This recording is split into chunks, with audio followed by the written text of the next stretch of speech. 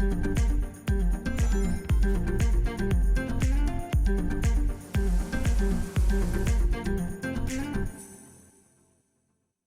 à tous, bonjour les amis, j'espère que vous allez bien. Bienvenue sur votre chaîne de News Gaming. Aujourd'hui pour une vidéo un peu spéciale, une vidéo de débrief du Summer Game Fest qui s'est déroulé il y a 2 jours. L'événement organisé et présenté par Geoff Keighley était vraiment très attendu, notamment parce qu'il y a quelques semaines, nous avons eu droit au PlayStation Showcase qui, on va pas se mentir, a déçu quand même pas mal de monde, ça c'est clair et net. Moi, en particulier, il m'a un peu refroidi, notamment parce que j'en attendais beaucoup de ce showcase PlayStation, je ne vais pas vous mentir, et j'ai été un petit peu déçu, pas seulement dans les titres présentés ou ceux pas présentés, mais plutôt dans la manière, avec un événement, un showcase stérile, vide. Il n'y avait pas d'humain dedans, pas de présentateur réellement. Un Jim Ryan qui est apparu au tout début pour lancer l'événement. Il est revenu quelque part au milieu pour présenter le projet Q-Lite, mais c'est tout. Pas de directeur créatif apparu sur scène, pas de développeur, rien. Ça m'a fait un peu bizarre. J'avais plus l'impression d'être devant un state of play qu'autre chose. Là, ce Summer Game Fest, je savais qu'il allait être aussi en présentiel, donc avec du public, comme à son habitude présenté par Geoff Keighley. On a eu droit aussi à des apparitions, des intervenants. Du coup, c'était beaucoup plus vivant, un événement qui, en plus de ça, était assez rythmé, où les titres se sont enchaînés les uns derrière les autres. C'était assez plaisant à regarder, et on a eu droit à des très belles surprises, vraiment.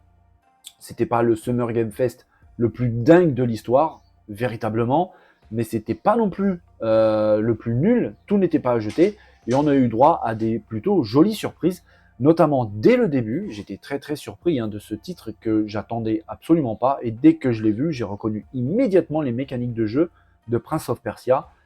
Alors oui, Ubisoft nous vient avec une belle surprise dont on n'attendait pas du tout, Prince of Persia The Lost Crown, jeu qui n'était pas attendu, véritablement. Alors attention, il ne s'agit pas d'un triple A, on le voit de toute façon au niveau technique et graphisme que c'est pas du niveau d'un gros triple A, même chez Ubisoft, mais n'empêche, ça reste plutôt joli, ça a l'air très fun, avec beaucoup d'action. Le jeu reprend un petit peu les mécaniques des tout premiers Prince of Persia, notamment ceux sur PC, les anciens PC, sur Mega Drive ou Super Nintendo, avec tous ces couloirs, tous ces murs à grimper, tous ces pièges à éviter sous peine de mourir immédiatement, mais en ajoutant du gameplay, des mécaniques assez différentes et des combats avec des monstres, des boss qui ont l'air gigantesques dans des sortes d'arènes.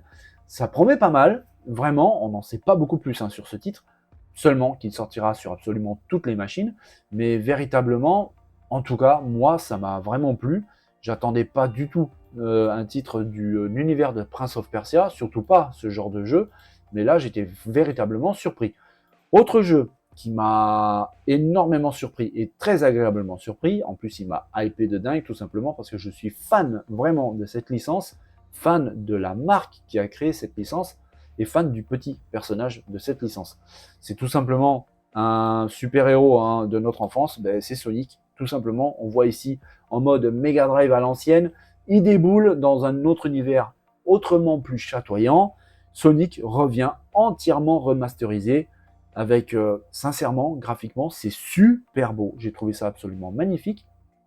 Alors, je ne pense pas que ce soit un remaster pur et simple avec exactement les mêmes niveaux. Certains y ressemblent beaucoup. On a vu notamment Green Hill au tout début, mais c'était marqué avec une nouvelle aventure. Donc on peut être en droit d'attendre que ce soit un nouveau Sonic, mais cette fois-ci en 2D avec un très bel effet, un petit peu 3D par-dessus.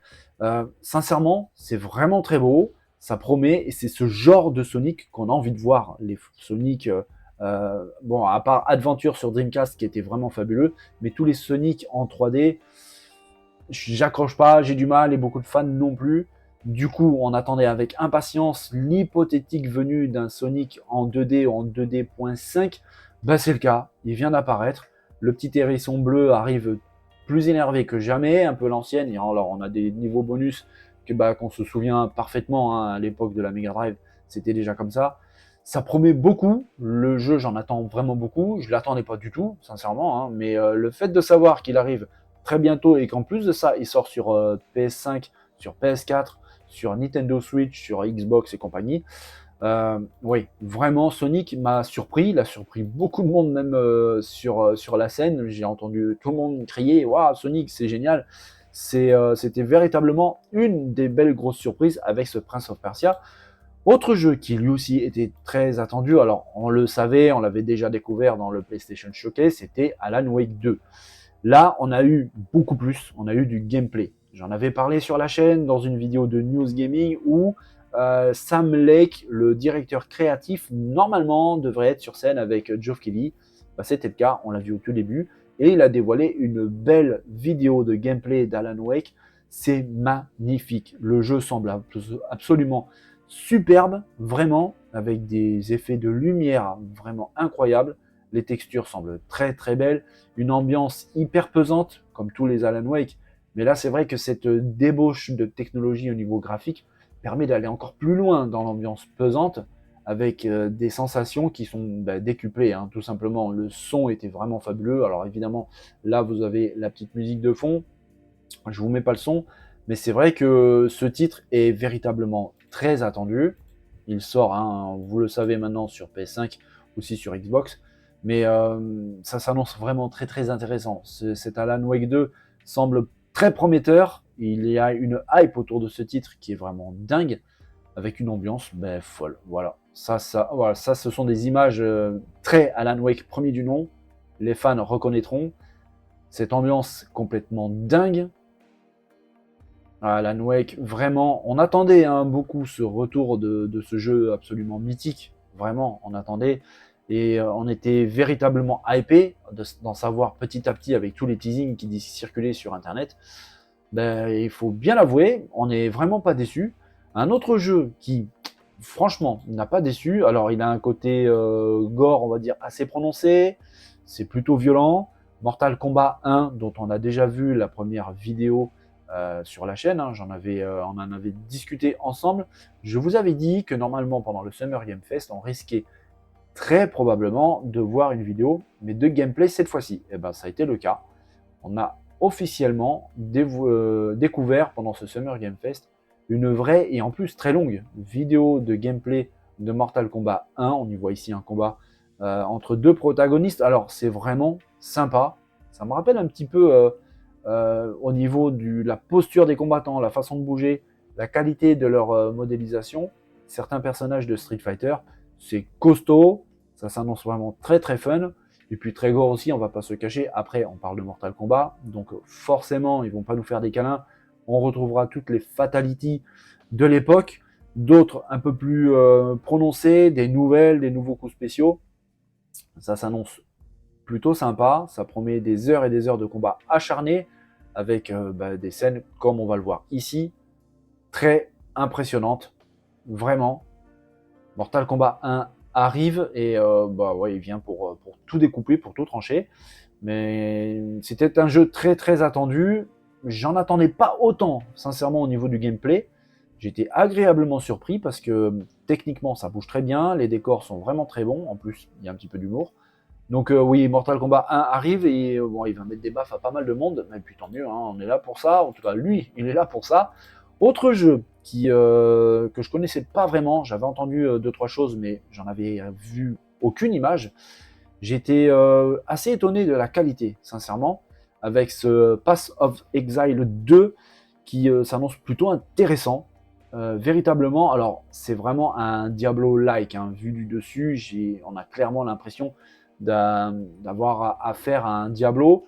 C'est très joli, avec sa propre DA, avec sa propre direction artistique, ses propres particularités. Ça bouge bien, c'est plutôt beau, les graphismes sont plutôt beaux. Niveau technique, ça a l'air vraiment propre, avec des effets spéciaux assez impressionnants, des effets de lumière plutôt pas mal, des explosions dans tous les sens, des particules de partout. Ça s'annonce plutôt intéressant, ce Path of Exile 2, dont j'avais pas du tout entendu parler. Ça fait partie un petit peu des jolies surprises de ce Summer Game Fest. Je vous l'ai dit, il y en avait plusieurs. On va survoler assez vite parce qu'il y a pas mal de jeux. Avec un autre jeu qui, là, vraiment, j'avais rien entendu parler de ce titre. Street Fighter 6 vient de sortir. Il est vraiment excellent. Bah maintenant on a un Street Fighter 6 un petit peu différent, on va dire, avec des combattants qui ont été un petit peu améliorés, j'ai envie de dire. On a ici le célèbre Ryu, qu'on reconnaît évidemment, mais si vous voyez ce que je veux dire, c'est pas vraiment le même Ryu qu'on a l'habitude de voir, avec cette Exo Primal Street Fighter 6 avec des personnages qui ont été modifiés en forme de cyborg. Ça promet du lourd parce que les combats ont l'air plutôt intéressants. On y voit ici une espèce d'intelligence artificielle appelée Léviathan, et on retrouve des protagonistes qui font face à des monstres absolument gigantesques. On voit ici un tyrannosaure. On retrouve aussi un autre combattant légendaire, Guile, qui déboule depuis les airs. Il n'a pas l'air très très content, l'ami Guile. De toute façon, dans tous les Street Fighter, il n'a pas l'air très très content. Ça promet, franchement, j'étais assez surpris et assez curieux d'en savoir plus de ce titre. On verra par la suite, mais c'est vrai que tous ces jeux qui ont été teasés, présentés, on attend un peu plus de développement sur leur contenu. Alors, je vous ai parlé de la présence d'intervenants sur la scène avec Geoff Keighley. On a eu pas mal de monde, des développeurs, des directeurs artistiques, et puis quelques stars notamment. Je pensais qu'il était plus là, même d'ailleurs. Nicolas Cage, qui a fait don de sa présence, de sa personne, et qui est dans le jeu Dead by Daylight. Alors, je sais pas pour vous, mais sincèrement, j'ai beaucoup de mal, énormément de mal avec la présence de ça, en fait. Je comprends pas. Alors peut-être que le jeu est toujours en développement, sincèrement je l'espère, de toute façon c'est marqué en bas, on le voit très léger, que ce n'est pas finalisé. Alors j'espère sincèrement que c'est le cas, parce que l'expression faciale de notre ami Nicolas Cage fait peine à voir. En fait, il n'y a pas d'expression faciale, on dirait qu'il a un masque tout simplement, rien ne bouge, ni les yeux, ni la bouche, absolument rien. Il reste tout droit, comme s'il avait les lèvres cousues l'une à l'autre. Euh, voilà, ces mouvements, la tête elle paraît même un peu plus trop grosse par rapport au reste du corps, sauf dans ce visuel, c'est un peu, j'allais dire joli, mais non, faut pas exagérer, mais c'est mieux. Mais c'est vrai que in-game, ça fait un petit peu peur. Alors, Dead by Daylight, c'est un des jeux favoris pour les streamers, notamment sur Twitch. Donc là, est-ce que ça va plaire? Franchement, je sais pas, mais ça m'étonnerait aussi que cet ajout soit ce qu'il faut pour relancer le jeu. On est bien d'accord, Nicolas Cage, ça fait un peu partie du passé. On va pas être méchant avec lui, mais enfin bon, quand même. Autre jeu qui a été présenté, Witchfire. Sincèrement, c'est très joli.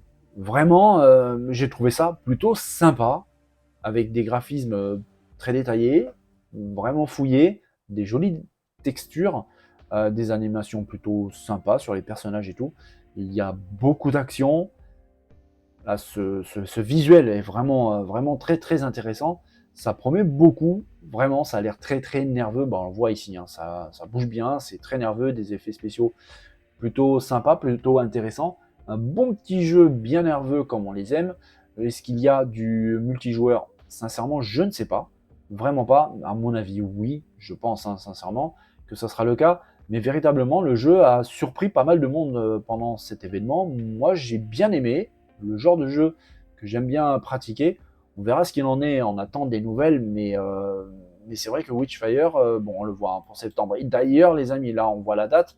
Je vous ai pas dit, mais il va falloir faire beaucoup de place sur vos consoles, vos PC, mettre un petit peu d'argent de côté, parce que septembre, octobre, novembre, ça va être une folie. Il y a énormément de jeux. En fait, c'est simple, quasiment tous les jeux que je vous montre actuellement sortent entre septembre et novembre. Certains un peu plus loin, mais cette période automnale qui arrive va être complètement dingue.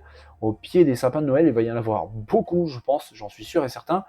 C'est pas pour nous déplaire, mais c'est vrai qu'il va falloir se dégager pas mal de temps pour pouvoir tous les faire. On verra ce qu'il en est, vraiment. Autre jeu, hop, Remnant. Celui-là, je l'ai abordé plusieurs fois sur la chaîne avec vous. J'ai l'impression qu'il a bien progressé au niveau graphique. C'est un peu plus beau que ce que j'avais vu. Ça semble toujours aussi fun, vraiment. Je trouvais ça plutôt sympa. Avec en plus de ça des mécaniques de jeu qui permettent des collaborations. Il y a un personnage par exemple qui est accompagné d'un chien. Vraiment, celui-là me hype plutôt bien. Je trouve la technique plutôt sympa. C'est joli, c'est nerveux, c'est speed. Les graphismes semblent plutôt propres, plutôt beaux. On verra ce qu'il en est manette en main, parce que je dis souvent, un beau jeu ne fait pas forcément un bon jeu, mais c'est vrai que Remnant, dès le début, hein, quand j'ai vu apparaître ce jeu, je me suis dit, celui-là, il a un potentiel plutôt sympa. Donc on verra ce qu'il en est, mais c'est vrai que même au niveau décor, ça a l'air assez grandiose. On le voit ici, hein, par exemple, hein, ça a l'air vraiment, vraiment pas mal. On verra vraiment ce qu'il en est, mais encore un jeu qui arrive bientôt, hein, qui va encore une fois remplir nos, euh, nos chariots et nos caisses et nos paniers, parce que celui-là, en plus de ça, c'est encore plus proche, hein, c'est le 25 juillet prochain. Donc encore un jeu à faire très bientôt, on verra ce qu'il en est, mais Remnant 2, sincèrement, ça s'annonce plutôt pas mal. Autre titre qui vraiment me hype beaucoup, j'aime beaucoup la DA de ce jeu, je l'ai trouvé magnifique, Lies of P, le mensonge de Pinocchio.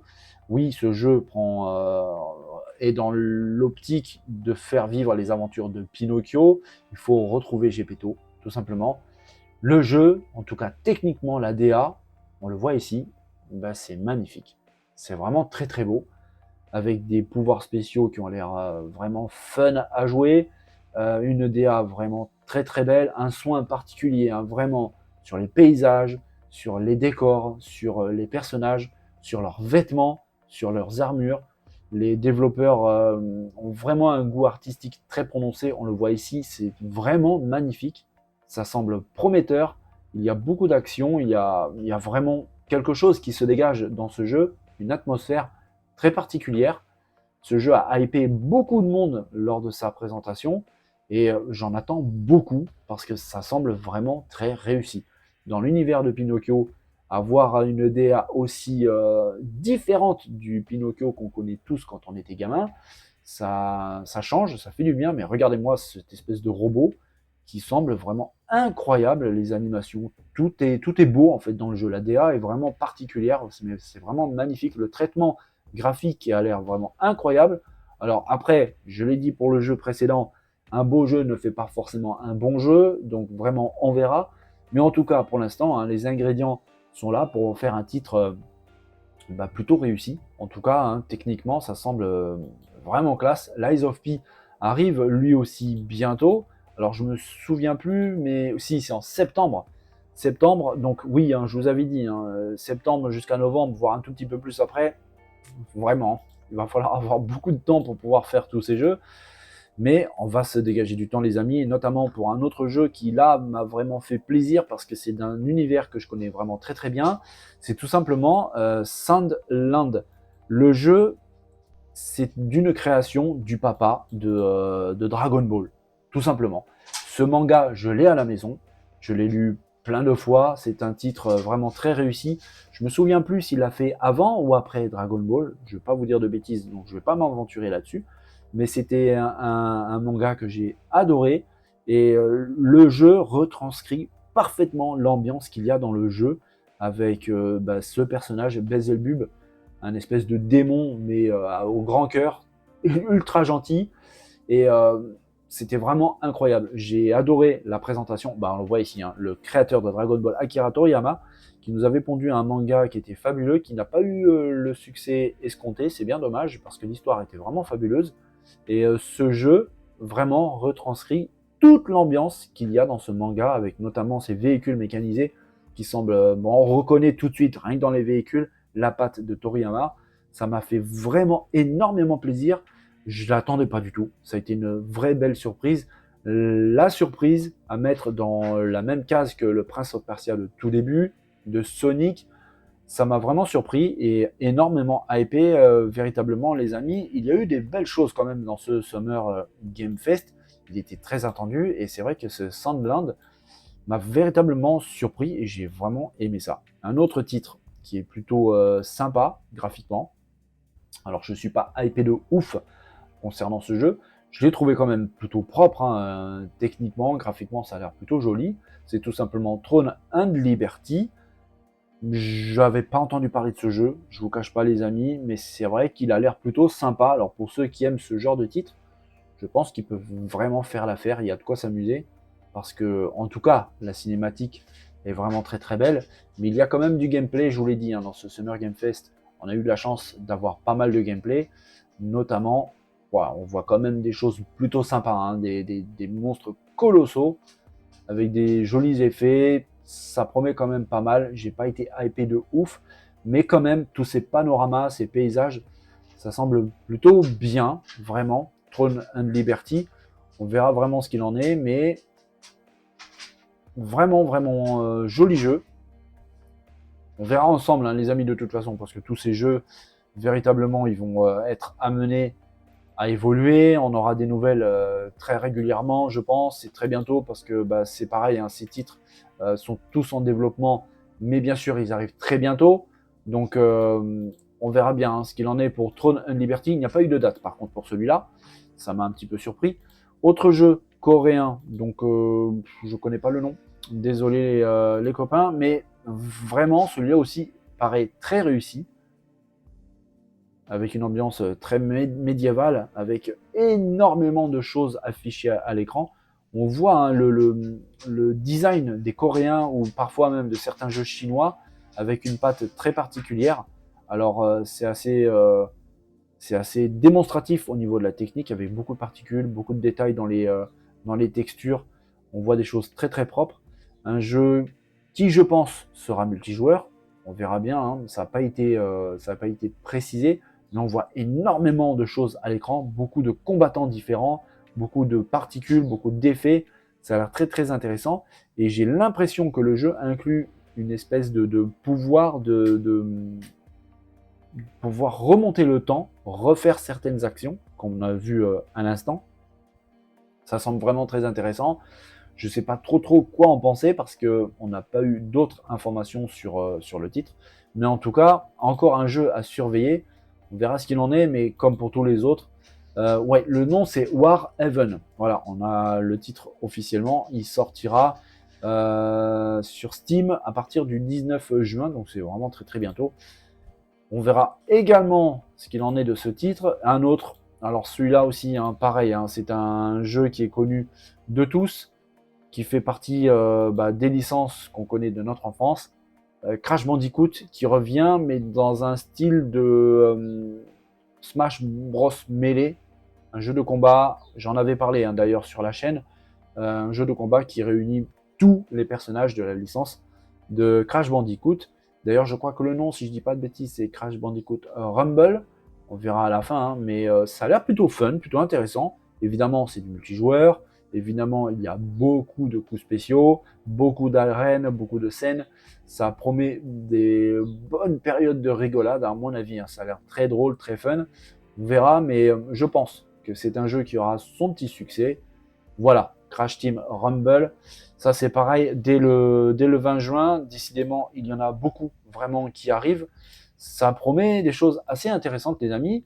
Un autre jeu qui, lui, par contre, m'a beaucoup hypé, c'est dans la série des Warhammer 40 000, avec un jeu, techniquement, je l'ai trouvé fabuleux. Vraiment. Alors, il est passé dans les mains du studio Focus. Focus qui pour l'occasion s'occupe de pas mal de jeux en même temps, c'est assez impressionnant d'ailleurs. Mais sincèrement, celui-là, il m'a hypé de dingue. J'ai l'impression, en regardant vite fait comme ça, de voir un petit peu un Gears of War. Mais en tout cas, techniquement, c'est très très beau. C'est pour moi, sur cet événement de la Summer Game Fest, c'est la claque que j'attendais. Parce que oui, il y a eu beaucoup de jeux présentés, beaucoup de jeux qui passent un petit peu comme ça, pas à l'improviste et pas non plus inaperçus. Mais quand même, celui-ci fait partie des claques que j'attendais et ça a été véritablement le cas. J'ai été très très impressionné par la technique de ce jeu avec énormément de choses affichées dessus. On pourra y jouer pendant la campagne avec 3 autres personnes. Ouais, franchement, sincèrement, c'est super beau. Ça bouge très bien avec des personnages, des éléments énormes dans le jeu. On voit énormément de choses derrière. On voit qu'il y a un gap qui, qui s'est passé hein, entre l'ancienne génération de consoles et la nouvelle. On voit vraiment un gap très impressionnant.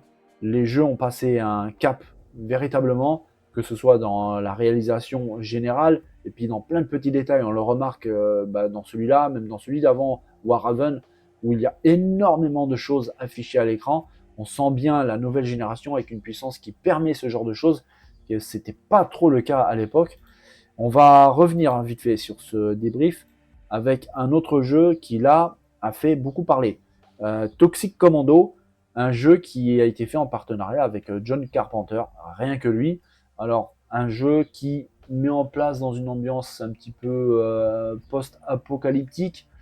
On le voit avec ce véhicule qui a l'air assez badass, des personnages à l'intérieur qui ont l'air assez badass aussi, bien armés. En fait, ils font face à des choses un petit peu particulières avec beaucoup de zombies. Il y en a énormément dans ce titre. Pour ceux qui avaient soif et faim de zombies, qui étaient orphelins un petit peu de ce genre de spécimen, avec Toxic Commando, ils vont être servis parce que véritablement, là, j'ai l'impression un petit peu de voir un espèce de Death Gone avec cette affluence de zombies absolument incroyable. Et puis en plus des zombies qui sont équipés d'armes un petit peu bizarres, un peu extraterrestres, ça promet du lourd. Le jeu a l'air extrêmement fun, vraiment. Ça a l'air hyper fun, beaucoup d'action, ça bouge très très bien. Techniquement, ça a l'air plutôt costaud, surtout avec tout ce qui est affiché à l'écran. En tout cas, j'en attends beaucoup de celui-là. Je ne l'avais pas vu venir, il m'a pas mal surpris. Et j'ai été agréablement surpris. Ça risque d'être assez fun, vraiment fun, assez dense, assez pesant. On voit ici ces images où il y avait énormément de choses affichées à l'écran. Alors ce jeu, vous l'avez vu à l'écran, c'est pour 2024. C'est un des rares d'ailleurs à venir un peu plus tard dans l'année, voire l'année prochaine, 2024. Mais on verra, parce qu'on n'a pas encore beaucoup d'éléments concernant ce titre. Un autre jeu qui, alors là, totalement différent, les amis, Palworld, qui a été présenté officiellement. C'est vraiment mignon, c'est très très beau, c'est une ambiance totalement différente, un style totalement différent, mais encore une fois, une très jolie technique. Alors là, évidemment, on ne sent pas vraiment qu'on est sur une console nouvelle génération, mais n'empêche que c'est vraiment joli, des très beaux décors, des très belles. Alors, c'est tout mignon, vraiment, on dirait un petit peu quelques personnages comme on voit ici, surtout de Pokémon, mais ça a l'air quand même un peu plus fun que Pokémon, avec pas mal de combats. Alors, je sais pas s'il y aura du multijoueur, mais je pense que oui, vraiment. Palworld arrive de toute façon très bientôt, je sais plus la date, il y a eu tellement de choses qui ont été annoncées. Voilà, c'est en janvier 2024, celui-là aussi fait partie des jeux qui sortiront l'année prochaine, mais c'est vrai qu'il y en a eu énormément qui ont été présentés, qui vont sortir vraiment très très bientôt. Autre jeu qui va redorer un petit peu le blason de cette licence mythique, Le Seigneur des Anneaux, avec ici un titre. Ah non, je me trompe, c'est Black Desert, pardon, la Terre du Matin Radieux. Là, je vous ai un petit peu teasé parce qu'il y a un jeu sur les Seigneurs des Anneaux qui arrive et qui est vraiment beaucoup mieux que ce pauvre petit Gollum qui vient de sortir et qui pèse pas grand chose en fait. Celui-là, je l'ai trouvé absolument magnifique. Pareil, il m'a un petit peu surpris, j'en attendais pas grand chose, mais en fait, j'étais agréablement surpris parce que ça bouge bien, ça a l'air vraiment fun à jouer, énormément d'action, vraiment. On voit l'ennemi en face qui est absolument colossal, c'est gigantesque. C'est un peu ce genre de titre asiatique, coréen, chinois, ou en tout cas qui se passe dans les périodes mythologiques de ces pays. Ça semble vraiment très très intéressant. On verra un petit peu Black Desert, mais encore un autre jeu qui promet pas mal. On continue un petit peu et là, on va y venir à celui dont je vous ai teasé juste avant. Voilà, celui-ci qui va. Alors, c'est pas le jeu le plus dingue du monde non plus, c'est pas un triple A, c'est clair et net. Mais le retour à la Moria, vraiment, là, oui. Là, je préfère en voir ce genre de jeu que le pauvre petit Gollum que je vous ai parlé tout à l'heure et dont on a aussi abordé le sujet sur la chaîne. Ici, ça semble vraiment plus intéressant. En tout cas, techniquement, ça a l'air bien mieux, vraiment. Alors apparemment, il y a du craft, il y a de la construction à faire, visiblement, comme on le voit sur ces vidéos. Mais c'est vrai que l'ambiance retranscrit vraiment bien ce qu'il y a dans la Moria et dans cette saga mythique du Seigneur des Anneaux. Ça a l'air plutôt pas mal. Alors non, c'est pas un triple A, c'est clair et net. Mais ça a l'air quand même plutôt bien fait. On verra ce qu'il en est, mais c'est vrai que pour les fans de cette saga mythique, hein, du Seigneur des Anneaux, il y aura peut-être un bon petit jeu à se mettre sous la dent. On verra ce qu'il en est au moment de sa sortie, les amis, dont je n'ai pas encore la date. Donc ça, on verra. Un autre petit jeu qui a l'air plutôt sympa, qui s'appelle Banisher, Ghost of New Eden. Ça aussi, vraiment, il m'a surpris parce que j'en attendais pas beaucoup, véritablement. Mais au final, je me retrouve face à un jeu qui, en tout cas, techniquement, euh, il promet. Alors, encore Focus Entertainment, Dontnod, en plus, ça a quand même une bonne réputation. Mais j'avoue, j'étais surpris par la technique, par l'ambiance qui se dégage du jeu. J'ai beaucoup aimé, vraiment. J'ai hâte de pouvoir mettre la main dessus parce qu'il fait partie de ces titres qui m'ont un petit peu hypé pendant cette Summer Game Fest qui, on le voit ici, les décors sont vraiment très très beaux, hein, c'est très réussi. La Summer Game Fest qui, non, ce n'était pas parfait, loin de là évidemment, mais il y a eu quand même pas mal de bonnes surprises, comme celui-là, vraiment, Ghost of New Eden, qui m'a véritablement tapé dans l'œil. On verra ce qu'il en est au moment de sa sortie, mais en tout cas, la réal a l'air vraiment pas mal avec une jolie DA, ça a l'air de bien bouger. Je trouve ça vraiment pas mal. On verra ce qu'il en est quand ça sortira, les amis. Ghost of New Eden a fait parler de lui. Alors, un autre jeu, alors celui-là, hein, ça fait partie aussi d'une saga, Like a Dragon. Alors, il y a eu Like a Dragon Ishin qui est sorti il n'y a pas longtemps du tout. Là, nous avons Like a Dragon Gaiden avec une jolie vidéo de gameplay, avec toujours cette double ambiance dans les Like a Dragon. On voit ici une cinématique euh, très propre, très jolie, presque solennelle, avec ce côté japonais très très sérieux. Et on se retrouve quelques minutes après avec des combats qui n'ont plus rien à voir avec ce qu'on a vu, complètement délirant, avec des coups spéciaux. Voilà, comme on voit ici, le personnage prend carrément un panneau publicitaire, il éclate contre ses adversaires qui sont un nombre incroyable autour de lui.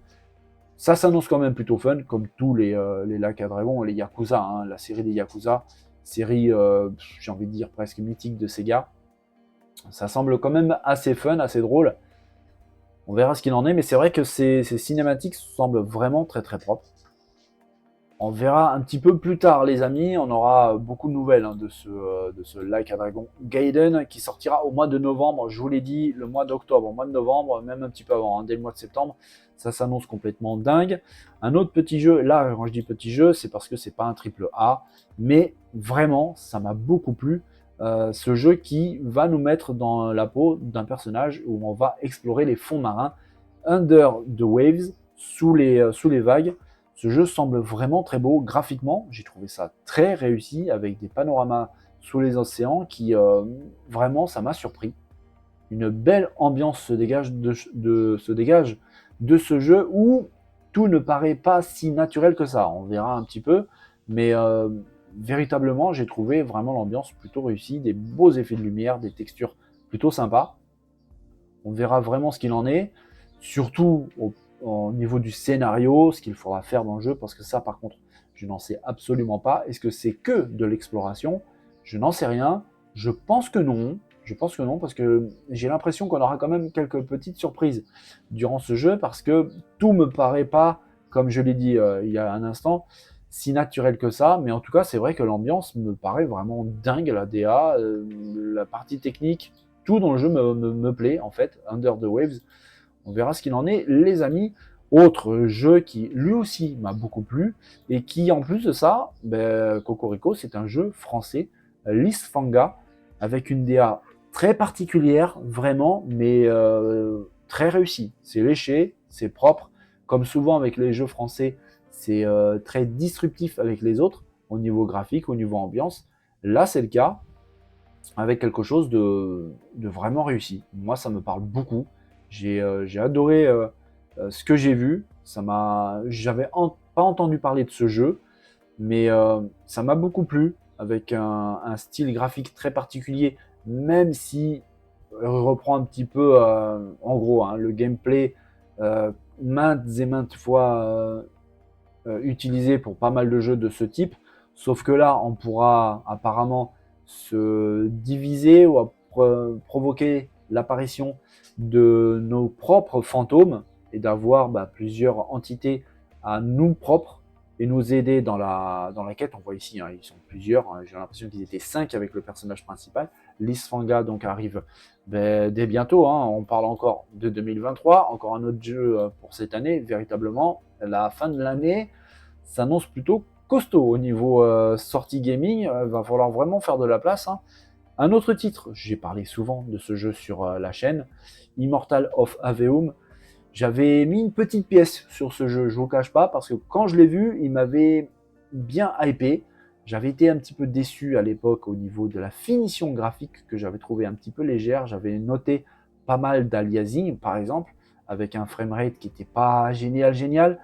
Là, véritablement, les développeurs ont énormément amélioré l'ensemble, notamment l'expression faciale que j'avais trouvé aussi un petit peu limite à l'époque.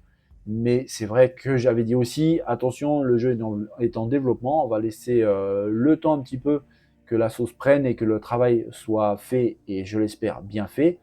Et là, véritablement, on voit un jeu qui paraît complètement dingue au niveau de sa réalisation, avec par exemple ici cette espèce de robot, j'ai envie de dire, gigantesque, mais vraiment c'est colossal, sur lequel on circule, on marche sur ces passerelles, robot qui se fait attaquer par des vaisseaux qui ont l'air énormes.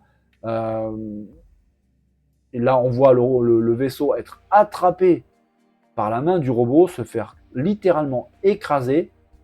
Ça promet beaucoup, franchement. J'étais hypé hein, par le jeu au tout début hein, de son développement. J'en avais parlé sur la chaîne.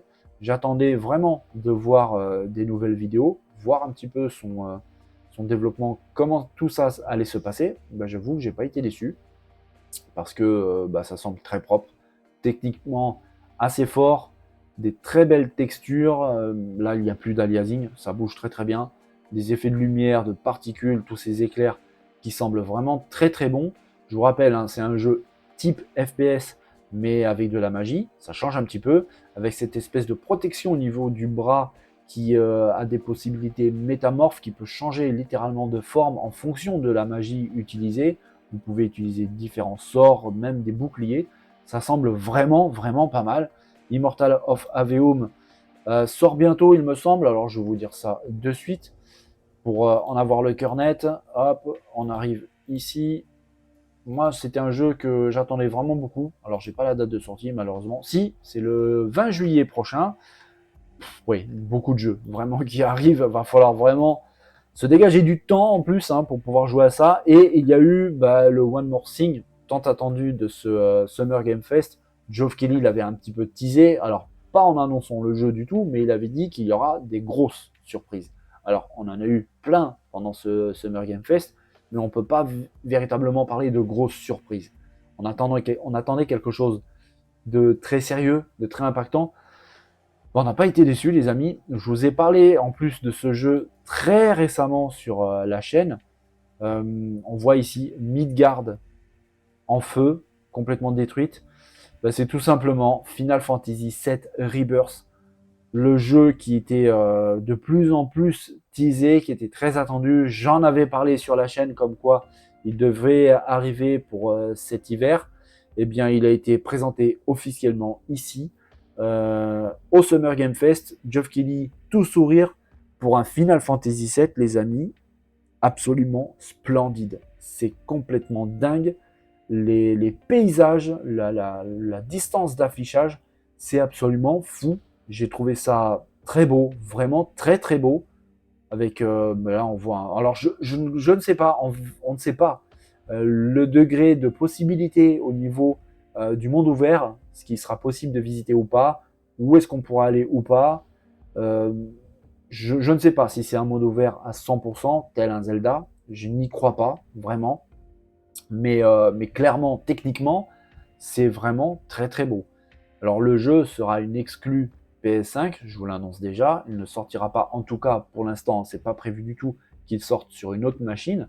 C'est pour l'instant une exclue PS5, mais c'est vraiment super beau. Ce jeu a hypé, je l'ai écrit au niveau de l'assistance de la salle pendant ce Summer Game Fest, voulait tout dire. Ça semble magnifique, vraiment. J'en attendais beaucoup parce que je suis ultra fan de ce Final Fantasy VII. qui fait partie des meilleurs avec le 9, avec le 10 par exemple. Et sincèrement, j'ai pas été déçu de voir ces images. Je trouve le remake vraiment bien fait. On retrouve vraiment l'ambiance de Final Fantasy, mais remis au goût du jour. Ça promet vraiment beaucoup, les amis, avec ce Rebirth donc, qui arrive normalement cet hiver. Si tout se passe bien, et visiblement c'est le cas, ça se passe plutôt bien.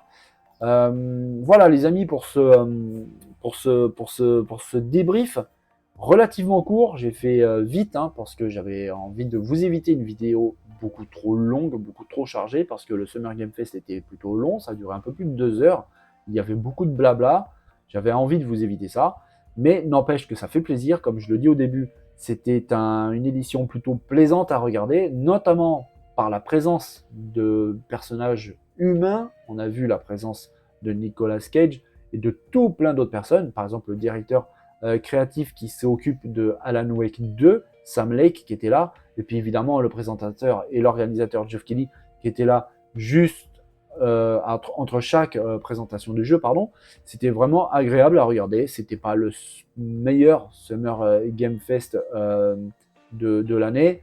J'ai vu plusieurs youtubeurs qui se sont un petit peu enflammés sur YouTube en disant que c'était génial, que c'était une régalade, que oui, c'était bien, vraiment c'était bien, avec de très belles surprises, Prince of Persia, Sonic, là, le reveal de Final Fantasy VII Rebirth, c'était pas non plus le meilleur et le plus beau Summer Game Fest de tous les temps, non, mais c'était plutôt intéressant, j'avais envie de partager ça avec vous, j'avais pas fait de vidéo dans les conditions du direct parce que c'était tellement long, j'aurais fait un fichier absolument gigantesque, déjà à traiter au niveau du montage, ça aurait été horrible, mais alors à poster sur YouTube, je vous raconte même pas, les amis. Donc voilà, on a terminé ce débrief. Dites-moi dans les commentaires si vous avez aimé ce Summer Game Fest. Est-ce que comme moi, vous le trouvez bien, mais pas non plus un truc de fou, mais quand même, c'était sympa. Et puis surtout, quels jeux vous avez le plus apprécié qui ont été présentés pendant cet événement, pendant cette conférence. On peut débattre de tout ça, les amis, dans la zone de commentaires. Si cette vidéo vous a plu, n'hésitez pas à liker, à vous abonner, à partager. Et puis, on va revenir très bientôt, les amis, dans les news gaming traditionnelles. Mais pas seulement, parce que les conférences continuent. Dimanche prochain, c'est très bientôt, il y a le très attendu Showcase Xbox. Tout ça, on va le vivre encore une fois ensemble, les amis. En attendant, je vous souhaite à tous une belle et bonne journée. Portez-vous bien, prenez soin de vous. N'oubliez pas de vous amuser et on se retrouve très vite dès demain pour un nouvel épisode des News Gaming. Allez les amis, bye bye.